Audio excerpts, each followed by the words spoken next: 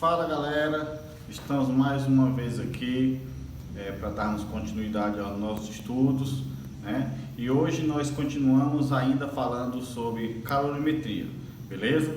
Mas antes eu queria deixar bem claro aqui o objetivo da nossa aula de hoje, né? Então qual que é o objetivo? Definir e aprender a calcular a capacidade térmica das substâncias, beleza?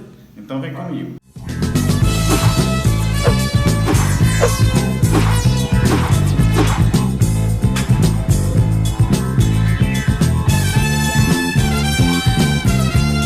Para a gente iniciar, eu coloquei aqui uma definição, né, para ajudar a gente a entender o que é a capacidade térmica de um corpo, beleza? Então os corpos, quando eles são aquecidos, nós vimos anteriormente que eles podem aquecer de maneira mais rápida ou de maneira mais lenta. Isso depende da substância que está sendo aquecida, né? Como a gente viu alguns conceitos anteriormente, beleza? Então cada corpo ele precisa de uma quantidade de calor diferenciada para que ele possa variar em 1 grau Celsius a sua temperatura. Então essa quantidade é necessária para que a substância consiga sofrer uma variação de 1 grau Celsius, é o que nós chamamos de capacidade térmica ou capacidade calorífica dos corpos, beleza? Então eu tenho aqui uma definiçãozinha para que vocês possam fixar melhor. Então o que nós chamamos de capacidade térmica? É a quantidade de calor necessária para que a temperatura de uma substância varie 1 grau Celsius, beleza? Essa capacidade térmica, ela pode ser calculada, e ela pode ser calculada de duas maneiras diferentes, porém, ambas continuam sendo capacidade térmica. E de que maneira a gente pode calcular essa capacidade térmica? Olha, eu posso calcular a capacidade térmica de duas maneiras diferentes, ou seja, aplicando duas equações diferentes, tá? Eu posso calcular dividindo a quantidade de calor recebida ou cedida pela variação de temperatura, né? E eu tenho aqui a capacidade térmica, nós representamos com a letra C maiúscula, tá? Fixem bem, capacidade térmica é o Czão, né? O C maiúsculo. E o C minúsculo, o Czinho, é calor específico, como nós vimos nas aulas anteriores, tá? Então, a capacidade térmica pode ser igual à quantidade de calor dividido pela variação de temperatura, mas nós podemos calcular também a partir da massa dessa substância, né? Se a gente multiplicar a massa pelo calor específico, nós também podemos encontrar a capacidade térmica, tá? Então, só para você compreender e fixar, o Czão é a capacidade térmica, o Q, a quantidade de calor, ΔT, variação de temperatura. Dividindo a quantidade de calor pela variação, eu calculo a capacidade térmica. Mas eu posso encontrar com essas outras variáveis aqui, ó. M, que é a massa, e o Czinho, que é o calor específico. Eu multiplicando a massa pelo calor específico, eu também posso encontrar o Czão, que é a capacidade térmica. Beleza? Então, para a gente fixar bem, nós vamos resolver aqui a nossa primeira situação, problema. Que diz aqui o seguinte, ó. Em um recipiente industrial, a temperatura varia de 20 graus Celsius a 220 graus Celsius, a custo da transferência de uma quantidade de calor igual a 200.000 calorias, né? Que eu coloco aqui 200.000 cal. Determine a capacidade térmica do recipiente. Então vamos lá.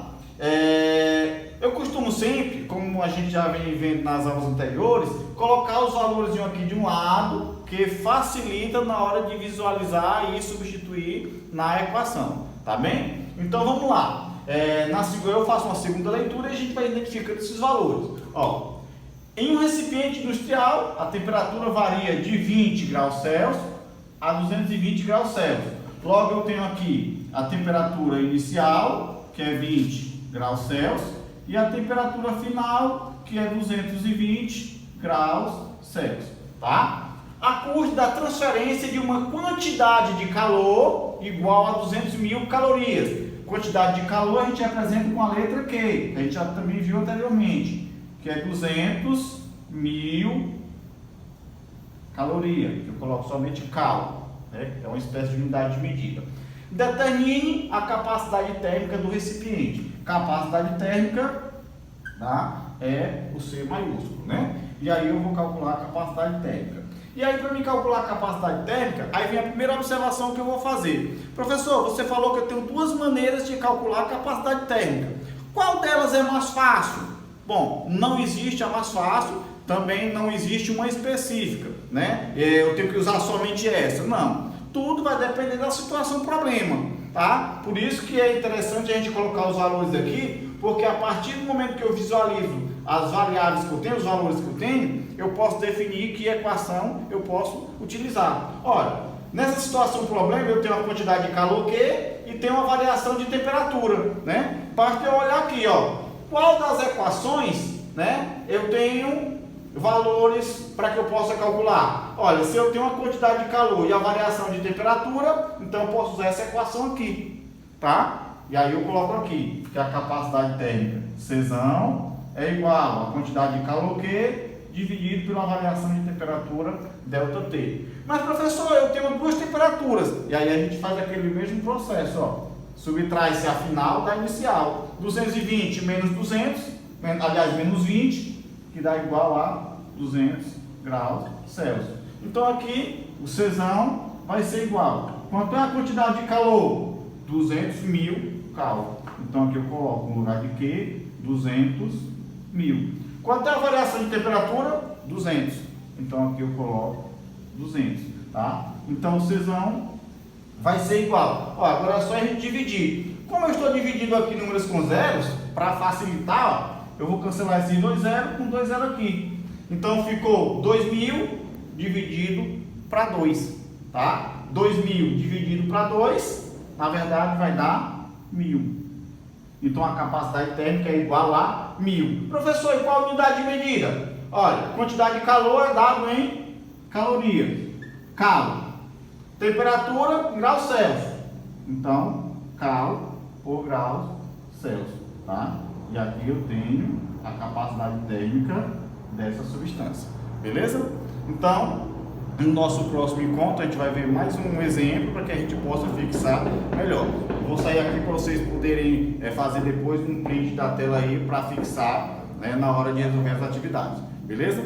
Então um abraço a todos e até o próximo encontro.